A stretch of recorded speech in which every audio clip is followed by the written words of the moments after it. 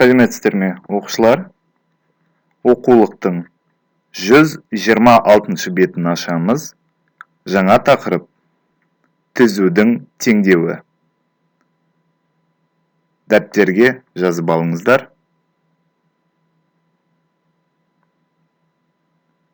Сабақтың мақсаты: түзудің теңдеуімен танысамыз. Екі нүкте арқылы өтетін түзудің теңдеуін жазуды үйренеміз. Түзудің орналасуына байланысты үш жағдай қарастырайық. Бірінші жағдай. Дәптерге жазып отырыңыздар. Екі ось сызайық: X, Y.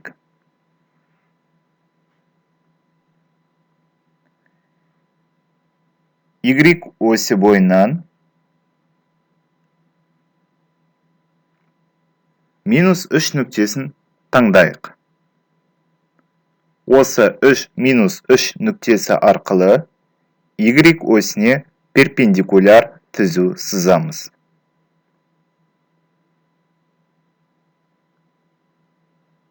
Осы түзудің теңдеуі Y тең -3 болып табылады.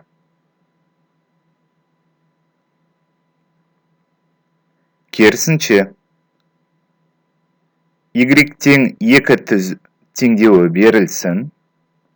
Осы теңдеудің графикке кескіндейік. Ол үшін Y оси бойынан 2 нүктесін таңдаймыз. Және осы нүкте арқылы Y осіне перпендикуляр түзу сызамыз. Бұл түзулер Y осіне перпендикуляр, ал X осіне параллель болып табылады. Екінші жағдай. Координаталық жазықтық сызайық. X оси бойынан нүкте таңдаймыз. 3 болсын. Осы нүкте арқылы X осіне перпендикуляр түзу сызамыз. Бұл түзудің теңдеуі X тең 3.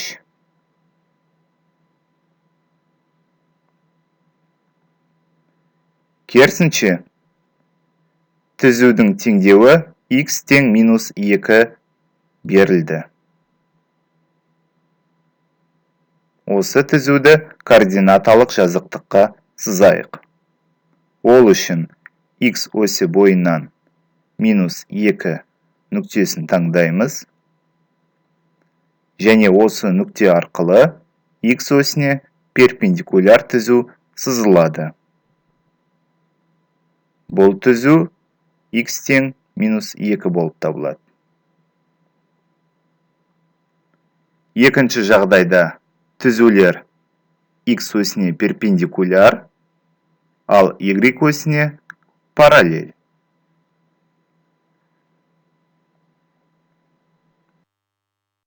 Үшінші жағдай. Координаталық жазықтықтан кез келген түзуді сызайық. Осы түзудің теңдеуі Y тең KX қосу B түрінде жазылады. Осы теңдеудегі әріптерге тоқталып кетейік. X тәуелсіз айнымалы, Y тәуелді айнымалы. B кез келген сан, бос мүше, ал K X-тің коэффициенті, немесе бұрыштық коэффициент деп аталады. Не себебі бұрыштық коэффициент? Себебі K дегеніміз X пен осы түзудің арасындағы жатқан бұрыштың тангенсіне тең.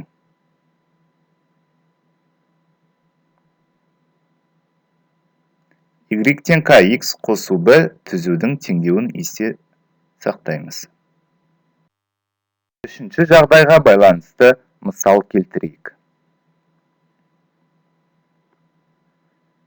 дәптерге жазып отырыңыздар.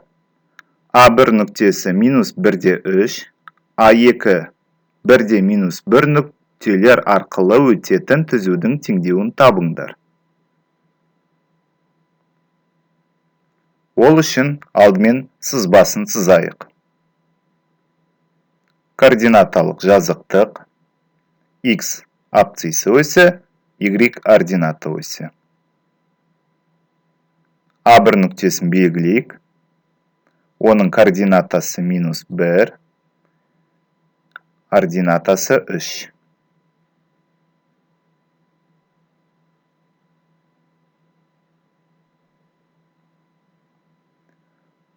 А2 нүктесін белгілейміз. Абсциссасы 1, ординатасы минус 1.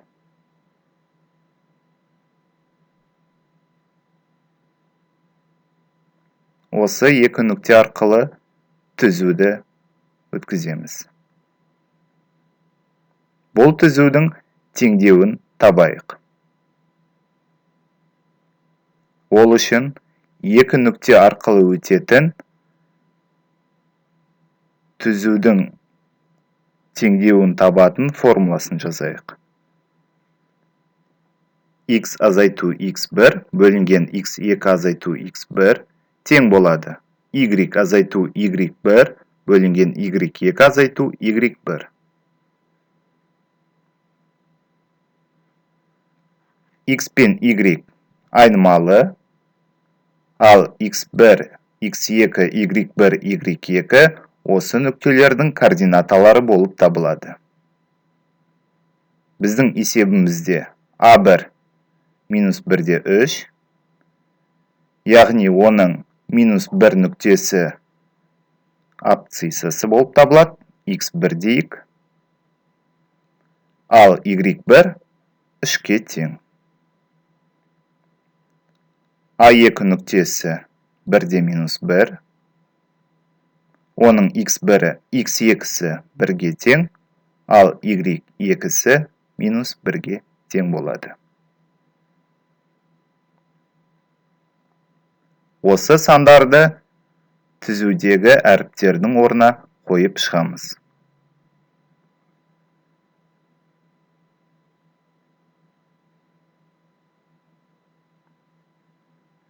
Жақшаларды ашайық, және де арифметикалық есептеулерді жүргізейік.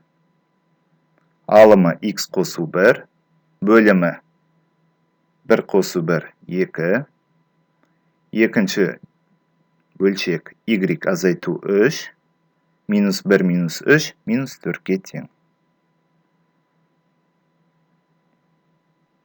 Соңғы теңдікті пропорция арқылы қарастырайық. Ол үшін 2-ні y-ке көбейтеміз, 2-ні минус 3-ке көбейтеміз. Және де минус 4-ті x-ке көбейтеміз, минус 4-ті 1-ге көбейтеміз.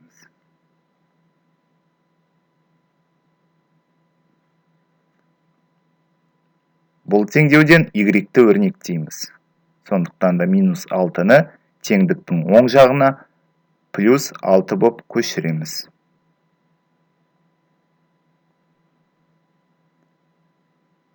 Ықшамдайық. Және де теңдеуді 2-ге бөлеміз. Y тең минус 2x қосу 1. Соңғы теңдеу осы түзудің теңдеуі болып табылады. Мұндағы бұрыштық коэффициент k минус 2-ге тең, b бос мүше 1-ге тең.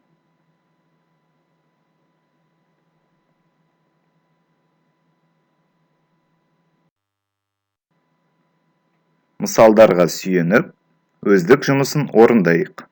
Оқулық бойынша 129-шы беттегі номер 1-ші тапсырма, 130-шы беттегі номер 7-нің А-сы, Ә-сі.